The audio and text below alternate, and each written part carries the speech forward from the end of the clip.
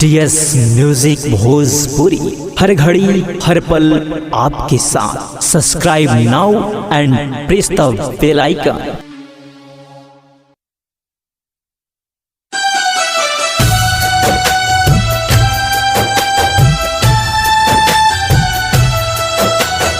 माँ Vaishno recording studio Delhi.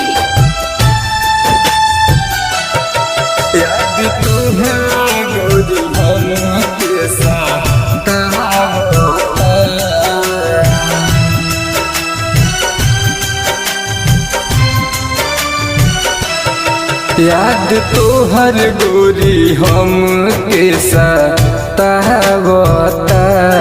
याद तो हर गोरी हम के सतावता। जागी रातियों में नींदिया न आवता, जागी रातियों में नींदिया न आवता। याद तो हर गोरी हम के सतावता, याद तो हर गोरी हम के सतावता।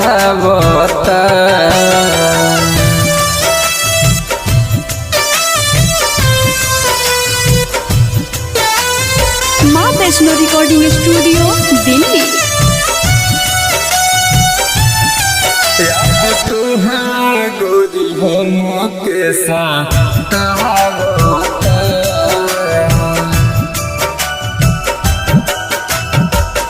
कहलू कि कबो तुहके जाइब नहीं छोड़ के, तब काहे तोड़ गइलू नेहिया के डोर के। तब काहे तोड़ गइलू नेहिया के डोर के। कहलू कि कबो तुहके जाइब नहीं छोड़ के, तब काहे तोड़ गइलू नेहिया के डोर के। नेहिया के डोर के सोची बतिया तो आँख भर आवता, सोची बतिया तो आँख भर आवता। याद तो हर गोरी हम के सतावता,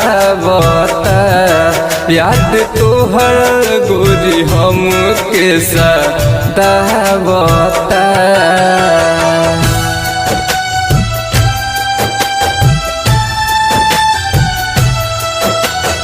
माँ वैष्णो रिकॉर्डिंग स्टूडियो दिल्ली।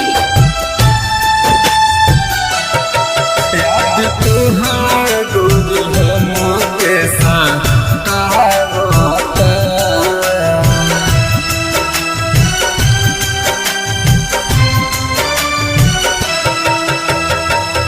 आज पी के सपना पर फेरलू तू पहानी, प्यार चंदन के तू बनी गइलू रानी। प्यार चंदन के तू बनी गइलू रानी। आज पी के सपना पर फेरलू तू पहानी, प्यार चंदन के तू बनी गइलू रानी। बनी गइलू रानी। तोहर मीठी मीठी बोली याद आवता, तोहर मीठी मीठी बोली याद आवता। खाना पीना गोरी तनी को न भावता, खाना पीना गोरी तनी को न भावता।